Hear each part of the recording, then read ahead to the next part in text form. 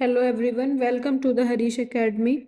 सो बच्चों, कल हमने किया था चैप्टर 6 स्टार्ट हिस्ट्री का, जिसमें हमने किसके बारे में, भगवान जगन्नाथपुरी उड़ीसा के बारे में पढ़ा था, भक्ति काल, और इनके बारे में थोड़ा सा हमने स्टार्टिंग में जाना था, जिसमें हमें तीन जो मेन देवता थे उनके बारे में, जैसे विष्णु, शिव और देवी के बारे में जाना था। और कौन कौन से देवों के बारे में हमने पढ़ा कल? इंद्र, सोम और अग्नि जैसे देवताओं के बारे में। आज हम करेंगे उपासना की कविताएं। ठीक है। प्रारंभिक भक्ति परंपरा।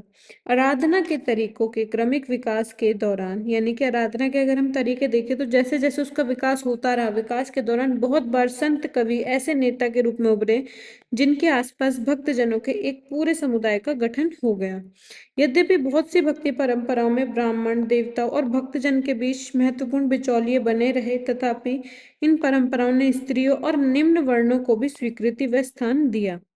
भक्ति परंपरा की एक विशेषता विविधता है, एक और विशेषता इसकी विविधता है। दूसरे स्तर पर धर्म के इतिहासकार भक्ति परंपरा को दो मुख्य वर्गों में बांटते हैं, जैसे सगुण और निर्गुण। सगुण मतलब विशेषण सहित और निर्गुण विशेषण विहीन। प्रथम वर्ग में शिव, विष्णु और उनके अवतार और देवियों की आराधना आती है, जिनके मूर्त रूप में अवधारणा हुई। और निर्गुण भक्ति परंपरा में अमूर्त निराकार ईश्वर की उपासना की जाती है, यानी कि जिसमें किसी मूर्ति की आवश्यकता नहीं होती। ऐसे ही तमिलनाडु के अलवार और नयनार, अभी मैंने आपको कल बताया भी था कि अलवार और नयनार संत थे। प्रारंभिक भक्ति आंदोलन लगभग छठी शताब्दी अलवारों और जो विष्णु भक्त में तन्मय थे, यानी कि जो विष्णु की पूजा करने वाले थे, और नयनार जो शिव भक्त थे के नेतृत्व में हुआ। वे एक स्थान से दूसरे स्थान पर भ्रमण करते हुए तमिल में अपने इष्ट की स्तुति में भजन गाते थे। अपनी यात्राओं के दौरान अलवार और नैनार संतों ने कुछ पावन स्थलों के अपने इष्ट का निवास स्थल घोषित किया। इन्हीं स्थलों पर बाद में विशाल मंदिरों का निर्माण हुआ और वे तीर्थ स्थल माने गए। संत कवियों के भजनों को इन मंदिरों में अनुष्ठानों के समय गाया जाता था और साथ ही इन संतों की परंपरा प्रतिमा की पूजा की जाती थी। इसके बाद जाति के प्रति दृष्टिकोण क्या था इनका? तो कुछ इतिहासकारों का मानना है कि अलवार और नैनार संतों ने जाति प्रथा व ब्राह्मणों की प्रभुता के विरोध में आवाज उठाई। कुछ हद तक यह बात सत्य प्रतीत होती है, क्योंकि भक्ति संत विविध समुदायों से थे, जैसे ब्राह्मण, शिल्पकार, किसान और कुछ तो उन जातियों से जिन्हें अस्पृश्य माना जाता था। अलवार और नैनार संतों की रचनाओं को वेद जितना महत्वपूर्ण बताकर इस परंपरा को सम्मानित किया गया। उदाहरण स्वरूप अलवार संतों के एक मुख्य काव्य संकलन, ये इनका मुख्य, एक तरह से जैसे हम महाभारत में महाकाव्य है ना, ऐसे ही इसको क्या बताया, काव्य, मुख्य काव्य संकलन, जिसका नाम क्या था, नैल नलियेरावाद दिव्य प्रबंधम का वर्णन तमिल वेद के रूप में किया गया। तो जो ये तमिल वेद है उनके रूप में किसका वर्णन किया गया? नलियेरा दिव्य प्रबंधम।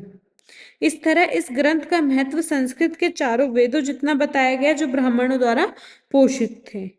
ठीक है। लेकिन ये तो जो वेद थे वो ब्राह्मणों द्वारा पोषित थे, और जो ये वाला काव्य संकलन था, कौन सा, नलियेरा दिव्य प्रबंधम, ये अलवार संतों के द्वारा था। ठीक है। चतुर्वेदी, चार वेदों के ज्ञाता ब्राह्मण और अस्पृश्य। यह उद्धरण तोंद्रा तोंद्रा डिप्पोडी नामक एक ब्राह्मण अलवार के काव्य से लिया गया है। कौन सा उद्धरण? अस्पृश्य। ठीक है। चतुर्वेदी जो अजनबी हैं और तुम्हारी सेवा के प्रति निष्ठा नहीं रखते, उनसे भी ज्यादा आप, यानी कि वो विष्णु से कह रहे हैं कि आप उन दासों को पसंद करते हैं जो आपके चरणों से प्रेम रखते हैं, चाहे वे वर्ण व्यवस्था से भी परे हों। इसके बाद है स्त्री भक्त।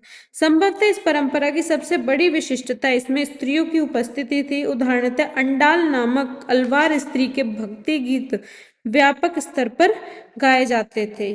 किस नाम के? अंडाल नामक की एक स्त्री थी, अलवार स्त्री थी, इसके भक्ति गीत व्यापक स्तर पर गाए जाते थे और बल्कि आज भी गाए जाते हैं। अंडाल स्वयं को विष्णु की प्रेयसी मानकर अपनी प्रेम भावना को छंदों में व्यक्त करती थी। एक और स्त्री शिव भक्त कर इक्काल अम्माइयार ने अपने उद्देश्य प्राप्ति हेतु घोर तपस्या का मार्ग अपनाया। नैनार परंपरा में उनकी रचनाओं को सुरक्षित किया गया। यानी कि अगर हम अलवार में देखें तो कौन थी? अंडाल। और अगर हम नैनार परंपरा में देखें तो कौन थी वो स्त्री? शिवभक्त करईकाल अम्मैयार।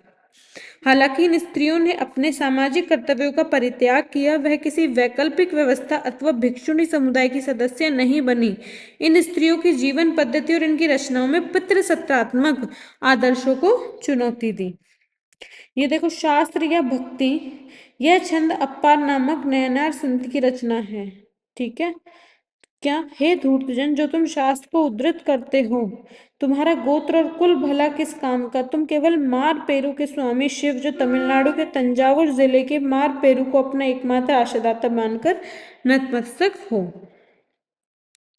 अब देखो, भक्ति साहित्य का संकलन।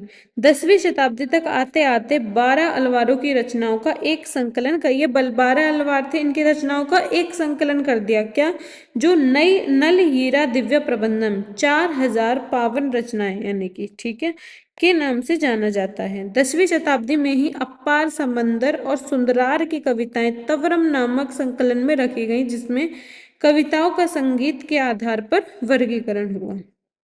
ये देखो, यहाँ पर हमें एक पिक्चर दे रखी है, जो स्रोत है कराइकाल अम्मैयार की 12वीं शती में निर्मित कांस्य मूर्ति है एक, और ये एक राक्षसी के नाम से इसमें दे रखा है, एक सोर्स दे रखा है। बच्चों, ये जो सोर्स होते हैं ना, इनसे भी क्वेश्चंस आते हैं एग्जाम में। ठीक है।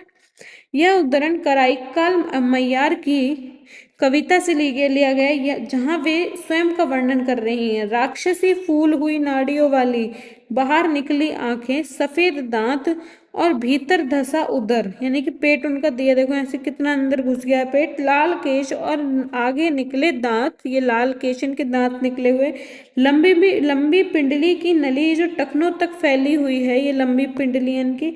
वन में विचरते समय चीखना और क्रंदन, यह आलंकुट का वन है। क्रंदन मतलब शोर मचाना, जो हमारे पिता का घर है, यानी कि शिव का घर है। वह नृत्य करते हैं, उनके जटाजूट आठों और बिखर जाते हैं, उनके अंग शांत हैं। अब देखो, राज्य के साथ संबंध।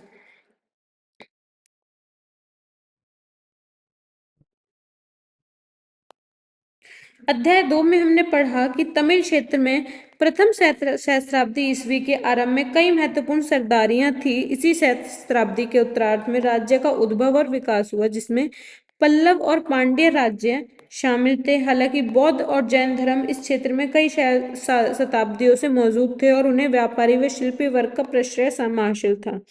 इन धर्मों को राज्य के संरक्षण और अनुदान यदा कदा ही हासिल होता था। एक रोचक बात है कि तमिल भक्ति रचनाओं की एक मुख्य विषय वस्तु बौद्ध और जैन धर्म के प्रति उनका विरोध है। विरोध का स्वर नैनार संतों की रचनाओं में विशेष रूप से उभर कर आता है। इतिहासकारों ने इस विरोध की व्याख्या करते हुए सुझाव दिया है कि परस्पर विरोधी धार्मिक समुदायों में राज्य के अनुदान को लेकर प्रतिस्पर्धा थी। स्पष्ट है कि शक्तिशाली चोल सम्राटों ने ब्राह्मण्य और भक्ति परंपरा को समर्थन दिया तथा विष्णु और शिव के मंदिर के निर्माण के लिए भूमि अनुदान, यानी कि भूमि का दान दिया। ये देखो, नटराज के रूप में शिव की मूर्ति रखी है हमें चित्र 6.5 में। चिदम्बरम, तंजावुर और गंगईकोंड चोलपुरम के विशाल शिव मंदिर चोल सम्राटों की मदद से ही निर्मित हुए थे, जो कि यहाँ पर पहले चोल साम्राज्य था। इसी काल में कांस्य में ढाली गई शिव की प्रतिमाओं का निर्माण हुआ। स्पष्ट है कि नैनार संतों का दर्शन शिल्पकारों के लिए प्रेरणा बना। नैनार और अलवार संत वेल्लाल कृषकों द्वारा सम्मानित होते थे, इसलिए आश्चर्य नहीं कि शासकों ने भी उनका समर्थन पाने का प्रयास किया। उदाहरणतः जैसे चोल सम्राटों ने दैवीय समर्थन पाने का दावा किया, अपनी सत्ता के प्रदर्शन के लिए सुंदर मंदिरों का निर्माण कराया, जिनमें पत्थर और धातु से बनी मूर्तियां सुसज्जित थीं। इस तरह इन लोकप्रिय संत कवियों की परिकल्पना को, जो जन भाषाओं में गीत रचते व गाते थे, मूर्त रूप प्रदान किया गया। इन सम्राटों ने तमिल भाषा के शैव भजनों का गायन इन मंदिरों में प्रचलित किया। उन्होंने ऐसे भजनों का संकलन एक ग्रंथ तवरम के रूप में करने का जिम्मा उठाया। किस नाम से था वो ग्रंथ? तवरम।